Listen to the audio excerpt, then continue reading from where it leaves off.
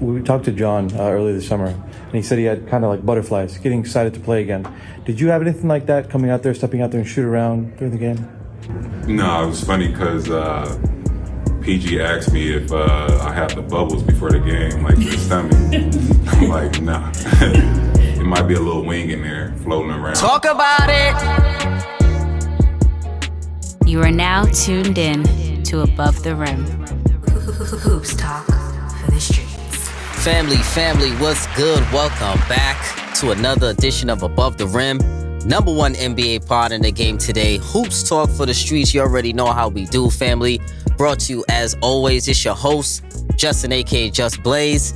Family, you know the drill. To get in contact with me, you can always hit me up and follow me on Twitter at JustBlaze_513, on IG at JustBlaze513, and on Facebook, search Above the Rim Podcast, and also email the show as well, Above the Rim NBA Podcast at gmail.com. Tap in and leave the family a voicemail. Talk About It line is always open, 908-718-1592. If you want to support the show, if you love the content that we bring into you, the best way you can do that to support is by copying your merch. Everything is on the website. Going into the new season now, new merch promo code, 20% off all new items. Use ATRNEW20. That's ATRNEW20. Make sure you type that in on the website. Make sure you go to my link in my bio, find all that good stuff. 20% off everything, every item. Copy your merch, copy your hoodies, all of that good stuff. Anything and everything is appreciated, of course, family. Link is in my bio. Like I said, very easy to find. Leave your boy a review on iTunes and Spotify. Make sure you do that. Check out the YouTube page as well for the visuals. Full episodes up there as usual. Hit that thumbs up, man. Hit that thumbs up. Hit that like button. Show a brother some love. It's always appreciated, as usual. So, Escobar season has returned, people. The new 2022-2023 NBA season is upon us now. Solo episode this week, as you can see. I had to run through all of the teams in a timely fashion because we're doing a season preview right now. I'm gonna break this one up. Western Conference preview, Eastern Conference preview as well. And let's start up on the Western Conference here. Let's get right into it. But actually, before I start on the Western Conference preview, I wanted to keep you guys updated on some of the upcoming NBA milestones for the season. That's on the horizon for the season. So, because I was looking through and there was a couple of milestones that should be coming up in this NBA year, and a couple of them are pretty good. So, first one is LeBron James. A lot of people know. He has a couple of milestones coming up. He's actually 1,326 points away from passing Kareem Abdul-Jabbar for number one all time on the NBA scoring list. So we got to give a shout out to him for doing that, because he most likely will do that this year based on his career scoring average of 27 points per game. LeBron will need about 49, 50 some odd games to pretty much break the record. So he's probably going to do that around mid-season, maybe around All-Star break, or maybe a little bit after that. So that's going to be dope. He also can move up the all-time assist ladder as well. LeBron James sits at number 7, and he trails the greatest point guard ever, Magic Johnson, by 97 assists for the number 6 spot. And he needs about 290 assists to pass Steve Nash to even go all the way up to number 4. So probably by season's end, he'll probably be around number 4 for on the assist ladder. So shout out to LBJ for probably tackling those 2 milestones and getting those this year. Also, CP3, my guy. He needs around 62 steals to pass Michael Jordan for number 3 on the all-time steals list all time. So shout out to CP for for on the road to getting that. So I think by the end of the day, he probably should be number 3 all time there. And also for assists, he's about 1,115 away from passing J. Kidd for number 2 all time on the assists leaderboard. So currently he's number 3. As we know, he passed that last year, so he could be moving up to number 2. KD, Kevin Durant, it's possible for him to move all the way up to number 10 on the all-time scoring list this season as well. He's currently number 21 now, so he could jump about 11 or 10 spots this season. He needs a little bit over 1,800 points. I think about 1,884 to get to number 10, which is pretty doable for him this season if he stays healthy, if he stays on the normal KD pace, scoring pace that we know of. He could pass that, and he could get all the way up to number 10, so that's going to be solid for him. Russell Westbrook, another guy. He needs 6 more triple-doubles to become the first player in NBA history with 200 career triple-doubles. So that's another milestone that he can get there. We know he's already the triple-double king. So being the first player in NBA history to do anything is phenomenal. So shout out to Russ there. Also, he can jump into the top 10 all-time in assists as well. Passing up GP this year. I think he's number 11 right now, number 12 or 11. So he needs a few more assists to pass up GP to get into that top 10.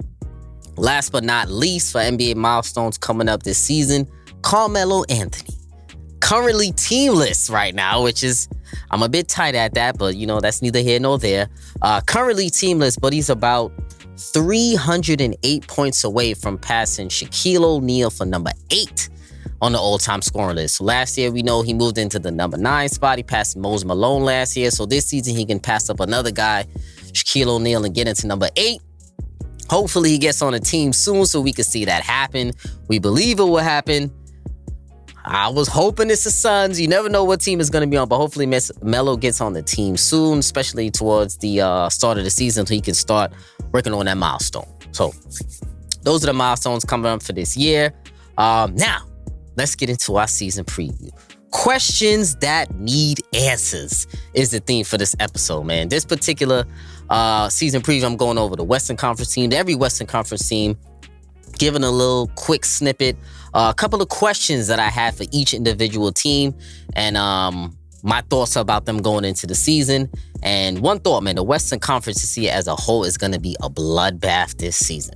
It's going to be very hard to get in the playoffs. There are going to be a couple of teams left out of the playoff race in this list, so we'll see how that works out with them. And let's get into the West, man. So Western Conference preview. First team I'm starting off with, the Golden State Warriors. Got to start off with the defending champs there. My question for them, or my couple of burning questions for them are the Warriors still hungry? Coming off a finals win, The Warriors have a lot going on this summer. Poole just got his extension. Wiggins just got his extension. Draymond didn't get his extension. We all know about their little scuffle, which I'm about to talk about with Draymond, and not even a scuffle. It was a streets of rage going on between Draymond and Jordan Poole. But are they still hungry as an entire unit? A lot of times when a team, after they win a title, they get a little, I wouldn't say lazy, but, they can, rest on their laurels a little bit, or a little complacent throughout the season. So we're going to see how hungry the Warriors still are, and we're going to find that out very quickly, actually. And also, can the young guys handle an increased workload this season? That's also one of the questions I want to figure out. Young guys as far as Moses Moody, Jonathan Kuminga, James Wiseman, and also Jordan Poole. He just, like I said before, he just got his deal. He got his extension. Can all of these young guys handle an increased workload? Can they handle becoming an integral piece in a rotation? And can they handle the expectations on them now that they have to produce in order for the Warriors to get back to where they are? Because we know they're going to be having a lot of rest days for Steph, a lot of rest days for Clay, a lot of rest days for Draymond. So these young guys are going to have to step up throughout the regular season and really provide valuable minutes and be contributors so that they can have a high seed in the Western Conference, because home court advantage is obviously important, especially coming up in these playoffs, because a lot of the teams are even. So we're going to see if the young guys can really step up this season. And while we're on the topic of Golden State, I want to touch on it really quick about the Draymond Green, Jordan Poole incident. Me personally, I think it was a little crazy. I know a lot of people are acting like this type of stuff happens every day, but let's be real, it does not. Not the actual punching. Arguing, yes. Pushing, maybe, yes. A little scuffle, but not an actual punch out. Draymond, this was an actual punch out after a push, after you got up in my grill, after you got up in my face. But the punch, uncalled for. Draymond Green should have been suspended for this. In my opinion, he should have been suspended at least 10 to 20 games if we're keeping it a buck.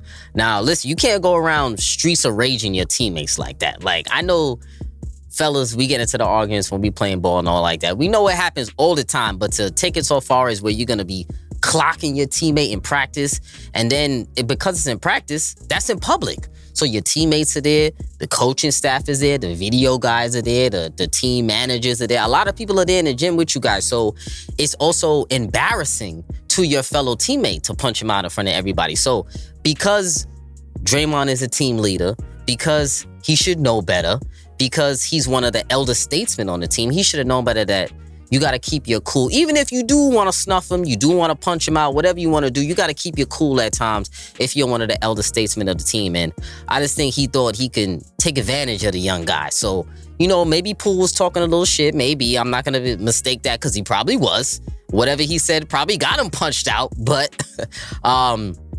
still, it's a work environment. It's a workplace. It's a work environment. And Draymond Green should have really kept his cool. I'm gonna say that I'm disappointed in him for not keeping his cool in that situation and really taking it that far. So I think he should have got 10 or 20 games to keep it a buck. But we know why he didn't. They know it was ring night coming up. They didn't really want to cause extra drama, but that's how I would have handled it. So Warriors, are they hungry coming up in this next season? And we're gonna find out a lot. Moving on. Memphis Grizzlies. Can the Grizzlies become the best defensive team in the league this season? That's my burning question for them. So last year, the Grizzlies, they led the league in blocks and steals last year. They played with major energy, major hustle. Steven Adams, one of the best rebounders in the league. Triple J will be back in the lineup eventually in about a month or two. They're saying that he might be a little bit ahead of schedule. He's one of the best shot blockers in the league, one of the best weak side help defenders in the league, one of the better paint defenders in the league. So him there, Steven Adams, B. Clark out there crashing the balls as well, Dylan Brooks on the perimeter. That would be my challenge for the Memphis Grizzlies this season, becoming the best defensive team in the league. Why not? Young, energy, hustle, heart, grit. The Grizzlies got it all. They have been rising every year for the past couple of years. This, to me, is going to be my challenge for them because we know that they can put points on the board. And I think the next step for that young team is trying to become the best defensive team in the league. We saw Boston take a leap last year, and they became the best defensive team in the league. Why can't the Grizzlies do it? They have the pieces, they have the tools, they have the parts. I think that's going to be my challenge for them this season. Last year, like I said before, they already led the league in steals and blocks. This year, they can replicate that production or maybe take it a little step further, defensive rating and becoming that. So we'll see how the Grizzlies stack up in there. And also my second question for the Grizzlies this season is Ja Morant going to solidify his leadership this season? Now we know he's had a rise the last couple of years, All-NBA last year, All-Star last year, second-round berth. They took a step forward last year. Now he finally also has a true backcourt mate in Desmond Bane to go with him, solidifying that backcourt. They're one of the better backcourts in the league right now. So can he solidify the next step for him, Ja Morant, becoming a leader? I think he already is a leader, but solidifying that leadership is going to be important this year and solidifying your voice in that locker room as that guy to come to, that guy you listen to, that guy to make all the decisions on the floor. So he's on the right pace, and I think he's going to get there. So shout out to Ja Morant, and I think the Grizzlies are in for an excellent year, and I'm a big Grizzlies guy. So moving on, the Phoenix Suns. My question for them this season, are you ready to go back into underdog mode for the Phoenix Suns? 2 seasons ago, the Suns were very, very ready and hungry to prove themselves when CP got there, and it paid dividends past 2 years. Last year was a great season, a good season with a horrible exit, and that stain, it lingered on the Phoenix Suns. So I can understand if they are coming into the season with some anger, coming into the season on a revenge tip, because that's what they need to really, for them to take their next step this season. So this year in particular, this is going to be a year of adversity for the Suns, and how they handle that adversity is going to be what makes or breaks them as a team, and ultimately what dictates how far they go in the postseason. So usually around year 3, because this is around year 3 for the core, usually year 3 is where cores are truly evaluated and maybe shaken up if they don't perform up to expectations or if they underachieve a little bit. Usually year 3 is when management, front offices really look at the team and say, do we need to break this team up? Do we need to keep this team? So we'll see how they do moving forward. Another quick question for them is Ayton ready to become the second best player on the Suns? He got his extension. No more crying about money. No more crying about touches. Just produce when it matters most, DeAndre Ayton. That's my challenge to you. 20 and 10 should be the minimum for DeAndre Ayton, in my opinion. 20 and 10, the minimum for DeAndre Ayton. It's time for him to be aggressive. Time for him to be aggressive early and often. And time for him to be a true physical presence on both ends of the floor. No more being lazy on defense. No more lackadaisical closeouts. None of that. Be an aggressor, a big man, assert your will and your dominance on both ends of the floor. Deep seals early in the shot clock. Keep your hands up. Be ready to ask for that ball. Be ready to demand that ball, because this is what you want to go into the season. And because you wanted it, I'm assuming you're ready to take on the task, and I'm assuming you can do it. So you're going to be the key for the Phoenix Suns season, and how far you go or your progression can also dictate how far the Suns go as well. And really quick, for the Suns, they got to upgrade that bench. I'll be honest, they got to upgrade that bench. Right now, it stinks. I'm going to keep it a buck. This Suns bench stinks right now, and it has to be upgraded in the season. We're going to see what they end up doing with Jay Crowder. Going to have to trade him in the next couple of weeks. They should have done it already, but we'll see how that works out. And whatever they get for Crowder needs to help the Suns tremendously and immensely in that, just on the bench as a whole. So we'll see what they do with Jay Crowder, which I am disappointed in him for sitting out this season until he gets traded. Moving on, the Denver Nuggets. Will the Denver Nuggets be healthy when it matters most? That's my question for them. I love their additions this offseason. Bruce Brown, KCP, my guy Ish Smith, DeAndre Jordan. They picked up a nice couple of pieces. Jamal Murray is basically a free agency acquisition with him coming back. Michael Porter Jr. is basically another free agent acquisition coming back. Their team, they're a question mark, but a really good question mark. Are they going to be healthy when it matters most towards the end of the season? Obviously, Jamal Murray is a major question mark for this team. What he's able to give the Denver Nuggets coming back from a major injury is going to be really important, what he's going to give to the Denver Nuggets, and how him and Michael Porter Jr.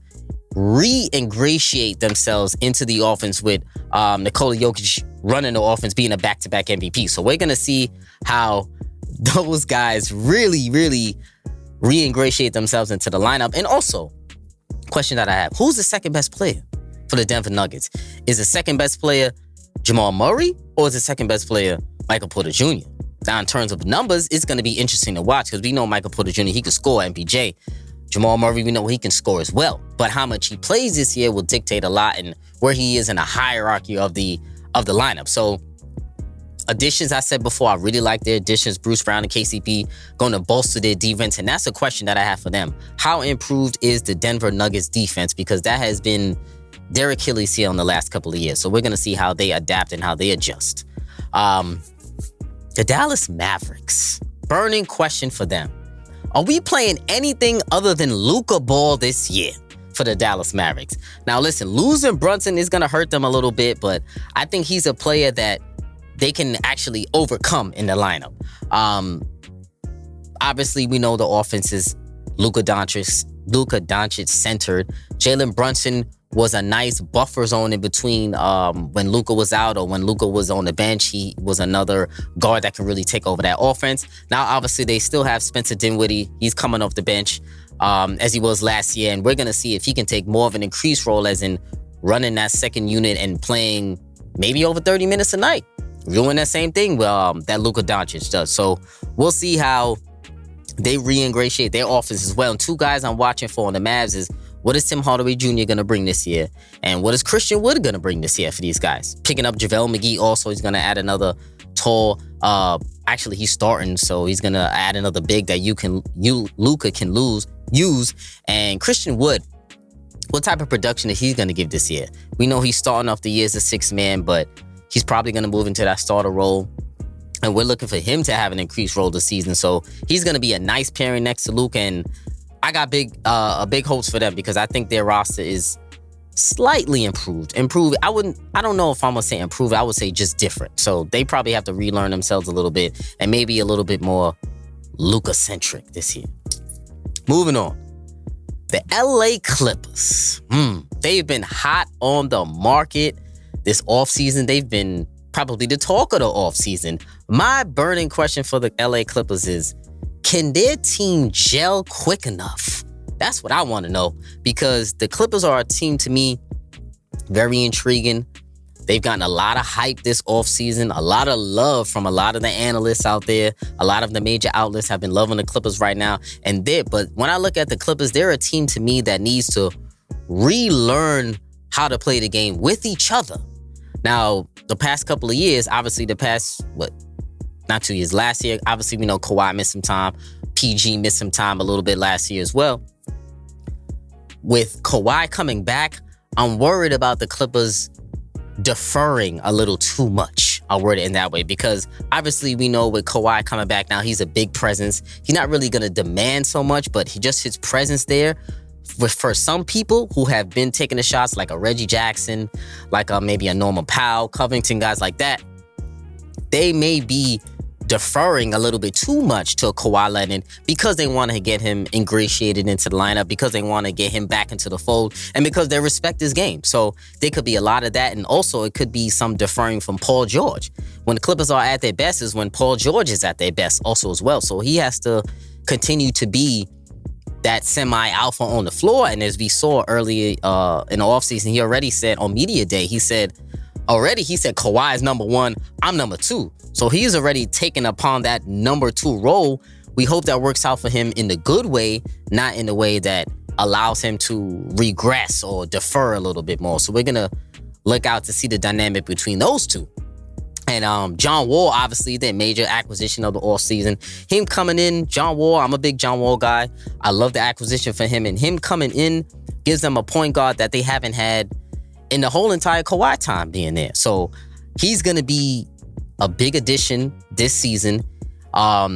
He's going to be able to solidify that point guard role. But one thing I did notice about John Wall in the preseason is that I saw him begging for the rock too much. So that's one thing I noticed about John Wall, which is why I think Tyronn Lue made the decision to bring him off the bench and to start Reggie Jackson, because he was begging for the rock a little bit too much. So maybe coming off the bench now, he can really take control of that second unit and he can have the ball in his hands. And then by the fourth quarter, he can play and not fiend for the ball as much, because I did see him calling for the rock, but he's just trying to prove himself. So maybe we can just throw that off. So John Wall is going to be an interesting piece, and he's going to be able to take the Clippers to the next level if they are all healthy and willing and ready and able to gel quick enough. So we're going to be looking out for the Clippers as one of the most interesting teams, especially going into this year. Another team we got to move on to in the Western Conference, man, is the LA Lakers. Now, we know they're a team hot on the market. We know everybody likes to talk about them. So my burning question for the Lakers are, what are the expectations for this team? What are the real expectations for this team? Going on Media Day early in the offseason, going into the season out, AD said he has nothing to prove. I don't see how that's a thing. He hasn't appeared in 75 or more games since 2017, 2018. So we need a full season from AD. That's what he needs to prove, that you can stay a full season. And by the way, I got him on fantasy, so I definitely need you to play the full season. AD, I need you to step up for this team. You're supposed to be the number one player on this team right now. You're supposed to be taking the most amount of shots. You're supposed to be the stat sheet stuffer on this team. Let's see if you know that. Like I said in the last clip, if LeBron knows that, Patrick Beverley knows that, Russell Westbrook, Darvingham, that AD, you need to be that guy for the LA Lakers this season. And another burning question, how long is this fake harmony gonna last between the LA Lakers? Because I'm not buying it, family. I'm not buying a harmony between Russell Westbrook, Patrick Beverley, LeBron James, AD. Everything is all nice and kumbaya that they're trying to portray. The PR team is doing a hell of a job. I'll tell you that right now. All the pictures, the photo ops, all of loving that. You see, already in the preseason, they made a big deal about Russ not being in the huddle. So we're going to see quite a few instances of that going forward. I don't believe that's going to be the last we see of that. So that's what I mean about the fake harmony. They all going to say the right things. They're going to say it's nothing. But what do we see? Body language is important. We're going to see. And this new thing that the Lakers are doing, or what they tried to try out with Russell Westbrook being benched, that's ridiculous to me. Come on now, listen. The reason why it's ridiculous for Russell Westbrook to be benched is because the Lakers don't have a better option. They don't have a better option at that point guard position. Patrick Beverley is not better. Dennis Schroeder is not better. Lonnie Walker is not better. I'm telling you, Kendrick Nunn is not better than Russell Westbrook. So Russell Westbrook coming off the bench is ridiculous to me because you don't have to come off the bench. What you can do is stagger those lineups more. Stagger Russell Westbrook and LeBron James more. They should play less minutes together. They can both still start. Pull Russell Westbrook or pull LeBron James out the game early. Have them come back in towards the end of the first quarter so they can play less minutes and someone else can control that second unit. That's all you got to do. You don't have to bench Russell Westbrook because when you start benching guys, Hall of Fame guys, it gets into their psyche. Now it gets into his head. Now he doesn't want to work as hard. Now he thinks you're trying to play him now. Now I'm thinking about my next deal. Like everybody thinks I'm a bench player. Then I'm worried about losers on Twitter. I'm worried about Patrick Beverley thinking he came here and took my spot, my op. All those things matter. So you cannot put Russell Westbrook off the bench. And then also, if you're trying to trade the guy, bringing him off the bench kills his value. It brings some of his trade value down. So I think that's ridiculous also to bring Russell Westbrook off the bench. And I'm very disappointed that they even attempted to do that. I'm very disappointed in Darvin Ham for even thinking this shit is going to work because I don't know if they're going to try this benching Russell Westbrook in the regular season, but I'll tell you right now, that's not going to work. It's not going to work. He damn near might ask out if you put me on the bench for multiple games because like I said, stagger instead of benching. We'll see what the Lakers do moving forward, man, because they got a lot of chemistry issues that they're going to have to deal with, I believe. Because like I said, there might be some fake harmony going on over there. And we'll see, man. LeBron, you got a lot of milestones coming up. We'll see where your head is at. We know you're all about winning. You're all about winning titles, but you also have other things you want to take care of this season. So I'm just hoping that your milestone talk or your milestone achievements don't overshadow the wins for the Lakers this season because the wins are most important. Championships are most important. At least getting back into championship contention is important for the Lakers. So Lakers, all I got to say, Lakers, don't go out sad this year. I'm begging you. Moving on. New Orleans Pelicans. How many games will Zion Williamson play? I'm hoping it's at least 70. I don't know if I'm pushing it. At least 60. Hopefully 70, 75 will be sweet. But they need you, brother. The Pelicans are on the rise. They need you.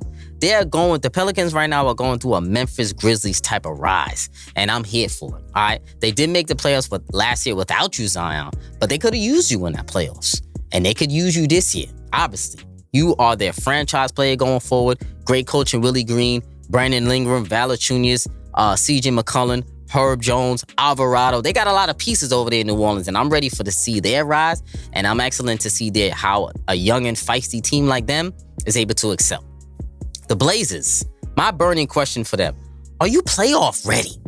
What are you right now? Who's going to step up as Damian Lillard's co-star for the Portland Trail Blazers this season? Have they bought into Chauncey Billups' system? This year is very important for the Blazers. Dame re-signed. He said he's there for the long haul or for however many years he has. Brought in a lot of new pieces. Simons is a year older. They brought in Jeremy Grant. Brought in Gary Payton II. Great pickups there. Josh Hart is there. They have some pieces there that can help out Dame Lillard. But how hungry are they to make the playoffs? I'm sure they want to.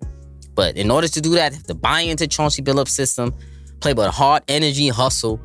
And somebody has to figure out who's the co-star for Damian Lillard. Either it's Simons, either it's Jeremy Grant. We'll see who goes into that. And they have to establish their identity as a unit. Are you a defensive team, offensive team, which you've been in the past couple of years? We'll see. The Minnesota Timberwolves.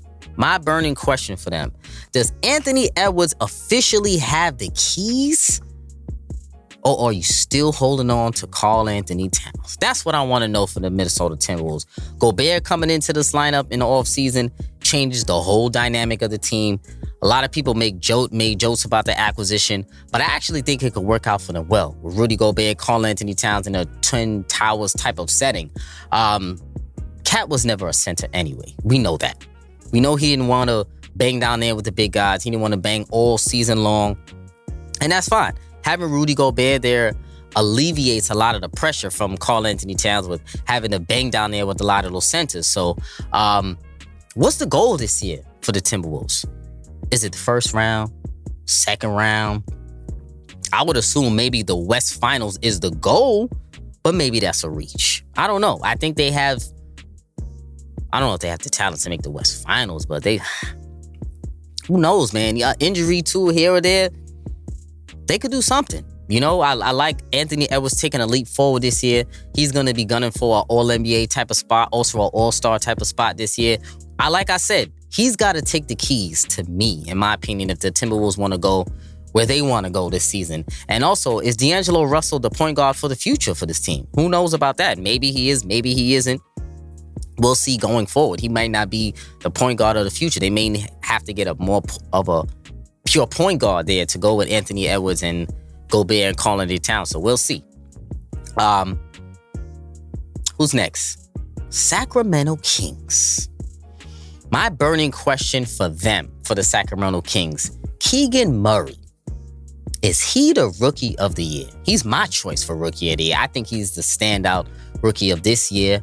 A lot of people have Paolo, Jabari Smith. Obviously, Chet Holmgren is not in the running right now. I think it's going to be Keegan Murray. I really like what he brings to the table, man. That's what I'm watching for when I'm looking at the Kings, Sacramento Kings this year. Listen, they're going to miss the playoffs, okay? Let's keep it a stack. They're not making the playoffs. I love De'Aaron Fox, Harrison Barnes, Sabonis over there. They got the Red Mamba over there, my guy Hooter, Malik Monk over there. They got some guys. 42 Doug, Davion Mitchell over there. They got a couple of guys over there, but they're not making the playoffs, okay? Focus on progression. Focus on getting better. That's it for the Kings. The Jazz, the Utah Jazz, made the biggest 180 this offseason. They went from the top, and they're about to be at the bottom. I'll tell you right now, for the Utah Jazz. My question, well, it's more of a statement than a question for the Utah Jazz. It's time for grooming. It's time to groom all these young guys you got on the roster right now. You're punching on the season clearly. I know it's tanking season for y'all. You got Sexton. You got Lauri Markkanen. You got Vanderbilt. Got THT over there. Olynyk. You got a couple of guys that you need to evaluate to see if these are the guys that you want moving forward. So we'll see what they do moving forward, or if they're tanking by game 10 or by game 15, because we know they're going to be losing. Another tanking team, the Spurs. Burning question for them. Who cares? It's tanking time for them also as well. Victor Webby, I'm going to call him Webby. The Webby sweepstakes, Webby sweepstakes is on and popping right now, and the Spurs are going to be gunning for them. The next two teams I'm going to talk about are going to be gunning for them. And then also the Utah Jazz. The Rockets. Might as well get up on them. My burning question for the Houston Rockets going into the season. Can Jalen Green, Kevin Porter Jr., and Jabari Smith become or show flashes of a future big three? Is it possible? They're investing some time in this young three. Kevin Porter Jr. just got his extension. Can one of those two guys, Kevin Porter or Jalen Green, really solidify that point guard spot? Last year, both of them are kind of like combo guards and really running the playmaker type role. Nobody is really a true point guard in that roster. Can one of those guys really solidify that role and really get some more wins on the board for the Houston Rockets? Or maybe it's a tank time for them. Could be that too. Last but not least, in the Western Conference, the Oklahoma City Thunder. Who will be here long term is my burning question for them. It's time to choose who out of this core you're keeping long term. Is it SGA? Is it Lou Dort? Is it Darius Baisley? Is it Josh Giddey? Is it Chet Holmgren? Is it Poku? Is it Theo? There's a lot of young guys over there that you're developing with a plethora of draft picks, but who are you keeping? It's going to be the first 20 games, the whole season, but really the first 20 games is really for you to evaluate who you're going to keep this season and for the future. So Oklahoma City Thunder, they have some questions. They have questions that need to be answered in the Western Conference. Or it's probably tank time for them too. Who knows? Now who knows? It will be. So that's the Western Conference right there. Those are a couple of things that I'm watching for each team going into the season, and especially in the Western Conference. Eastern Conference preview coming up next also as well. Make sure you're keeping it locked, keeping it tuned in for that. Family, I appreciate you joining me once again as always for another episode. Thanks you for keeping it locked with me on this journey. Appreciate all the love and support as always. Make sure you hit me up on Twitter, IG, and Facebook, all that good stuff with your NBA takes. Tell me what you think about each Western Conference team going forward too. Subscribe, tell a friend to tell a friend. Get your merch, of course, family. It's love. This episode 187, and we out.